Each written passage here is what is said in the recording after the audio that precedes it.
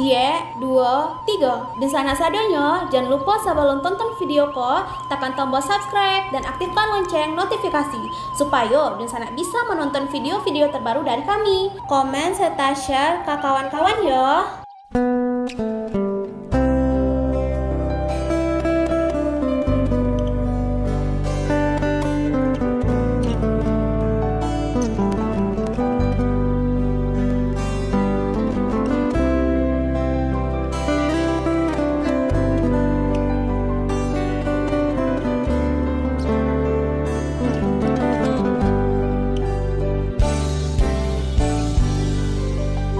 Halo Dunsanak kabar rantau, kali ini kita akan membahas tentang jadi inspirasi, sosok Haji Arnis saudagar emas paling tersohor sepanjang zaman asal Sumatera Barat.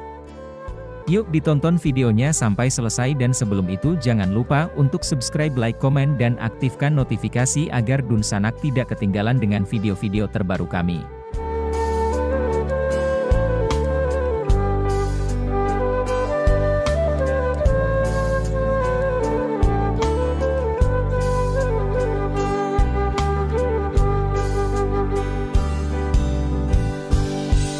Haji Arnis adalah saudagar emas Minangkabau. Dalam usaha menumbuhkan lebih banyak usahawan baru kita memerlukan role model.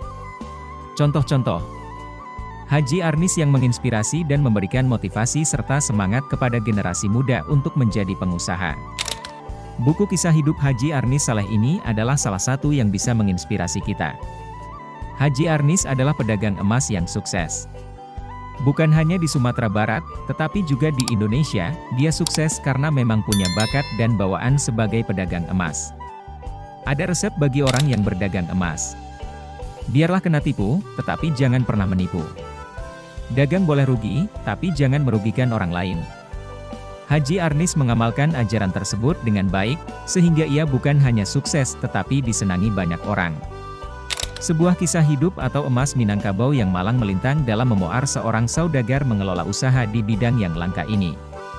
Untung dan buntung dialaminya silih berganti, tetapi ada pula masa-masa ketika ia benar-benar mendapat anugerah, hujan emas, di negerinya sendiri, Sumatera Barat. Kampung halaman klasik orang Minangkabau. Namanya Haji Arnis Saleh. Lahir tahun 1949.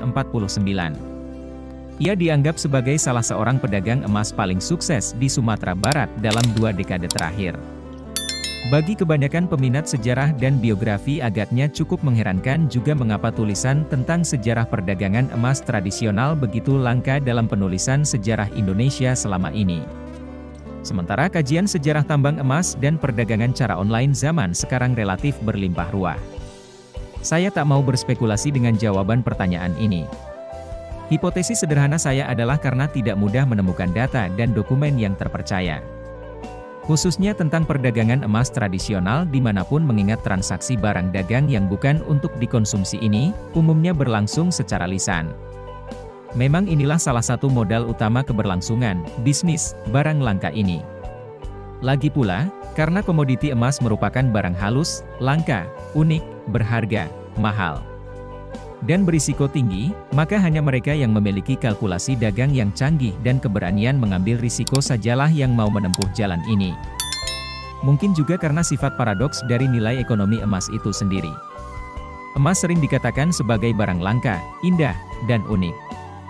Tetapi ada juga pengamat yang melawan pernyataan ini dengan mengatakan gold is money, because it is plentiful, not because it is scarce. Emas itu identik dengan uang karena ia berlimpah, ada di mana-mana, bukan karena langka. Agaknya benar juga, sebab emas juga merupakan salah satu komoditi yang paling banyak didistribusikan. Emas ada di mana-mana, ia ditemukan di setiap benua dan di sebagian besar pulau di dunia.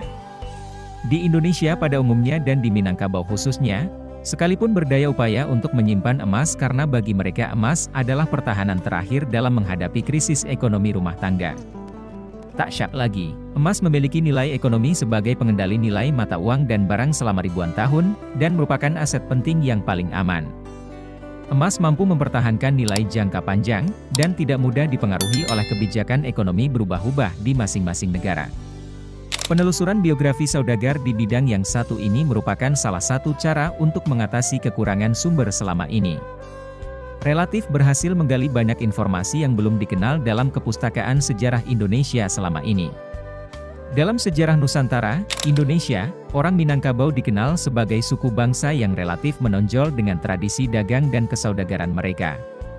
Para pengamat ekonomi dan ilmu sosial umumnya mengakui profesi saudagar dan tradisi kesaudagaran merupakan salah satu identitas kultural orang Minangkabau sejak lama dan ini sedikit banyak berkait kulindan dengan kehidupan sosiokultural setempat.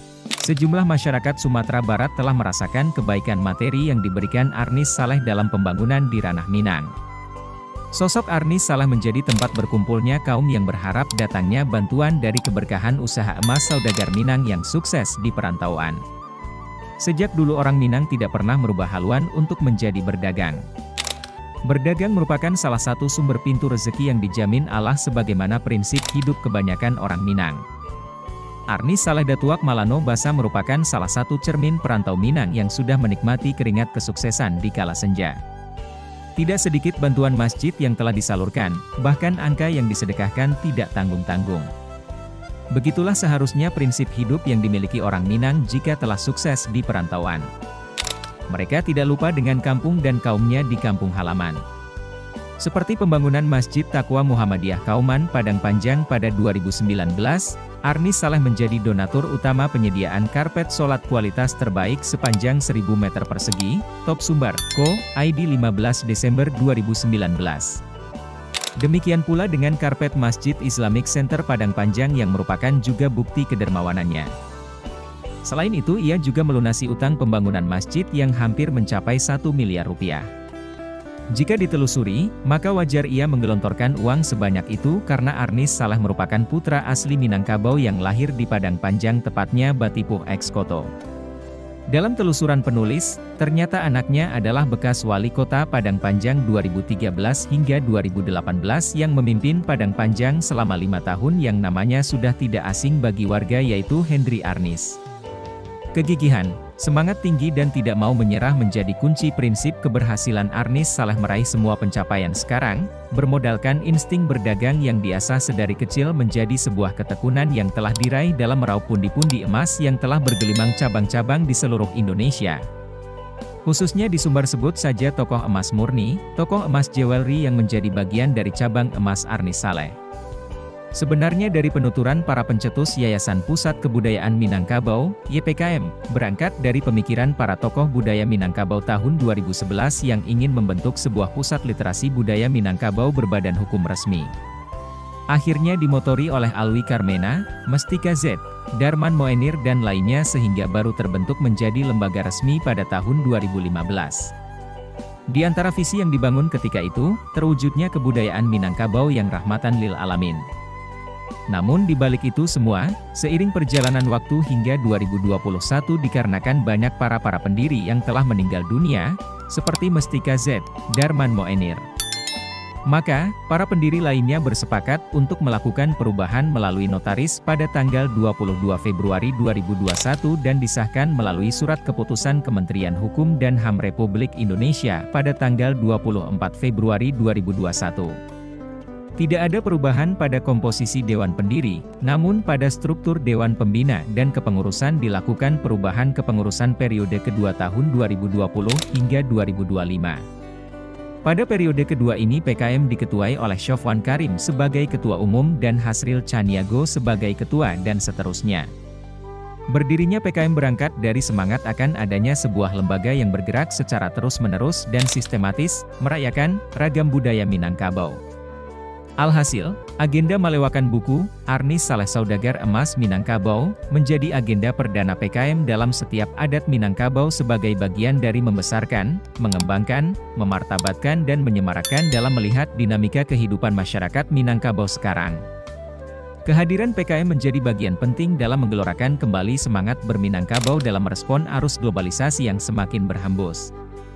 Kebudayaan Minangkabau yang rahmatan lil alamin menjadi logo simbolik untuk merespon kondisi sosial politik masyarakat Minangkabau era kini sehingga diharapkan setiap masyarakat Minangkabau bisa menjadi tameng dalam menyemarakan budaya Minang yang kian hari kian ke ujung sehingga para generasi milenial mulai menghilangkan diri dalam memberi identitas kepada dirinya bahwa sesungguhnya mereka adalah orang Minangkabau.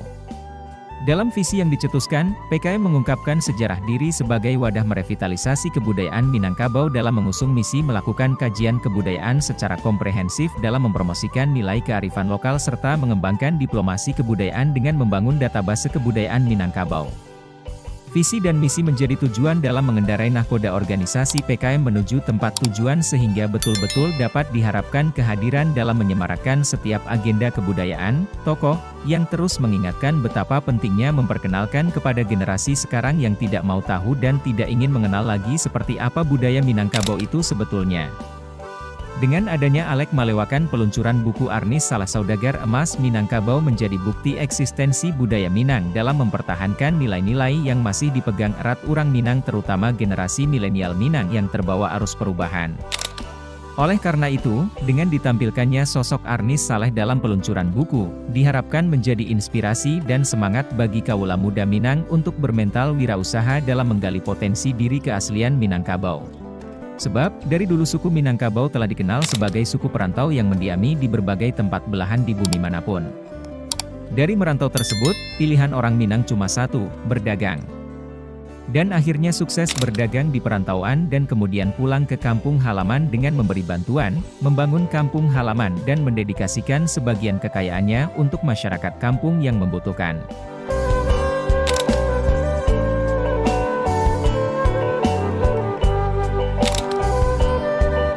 Mungkin cukup sampai di sini sedikit cerita tentang Haji Arnis Saleh, sang saudagar emas asal Minangkabau ini. Semoga bisa menambah pengalaman dan ilmu teman-teman setelah menonton video ini. Sampai bertemu lagi di video-video kami selanjutnya.